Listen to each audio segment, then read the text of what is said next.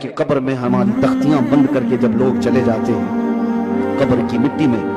آپ کو اندازہ ہے، آپ ممبئی کے قبرستانوں کو دیکھتے ہیں اور بہت جلدی یہاں قبریں کھولی بھی جاتی ہیں، لیکن جہاں نہیں کھولی جاتی وہاں کے لیے بھی میں بتا رہا ہوں، دفن کر کے چلے جانے کے بعد ایک دن کے اندر، صرف ایک دن 24 گھنٹے جب گزر جاتے ہیں تو پیٹ میں کا اور دماغ میں کا پورا پانی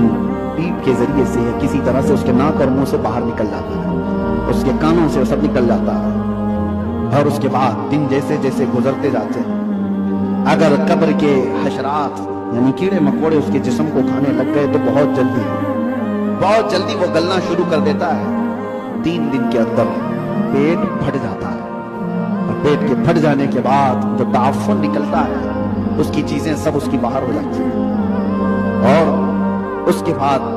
9 دن گزر جاتے ہیں یا 10 دن گزر جاتے ہیں تو جسم کی ساری چمڑی پک جاتی ہے، پوری چمڑی، چاہے اس کو جتنی بھی حفاظت سے رکھا جائے، روح نے ساتھ چھوڑ دیا ہے تو جسم ترتیب وار ایک ایک چیزیں اس کی ختم ہوتی چلی جاتی ہیں۔ اس کے ناک سے، اس کے کان سے، اس کے منہ سے گودا باہر نکل آیا، پیٹ پھٹ گیا،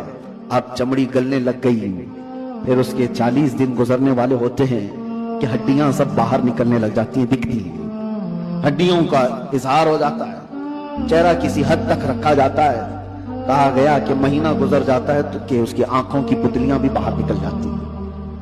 مہینہ 2 مہینہ گزرتا ہے کہ اس کے بعد پھر جسم کے اندر جتنی نرم چیزیں تھی سب نکل جاتی ہیں، پھر ڈھانچہ باقی رہ جاتا ہے،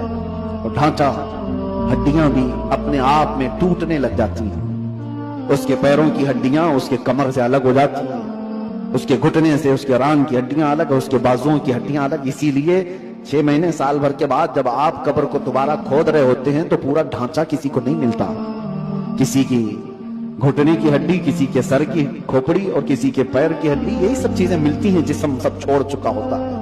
یہ وہی جسم ہے جس کو ہم گھنٹوں آئینے کے سامنے سجا رہے ہوتے ہیں، یہ وہی جسم ہے جس کے اوپر ہم اپنی محنت خرچ کر رہے ہیں۔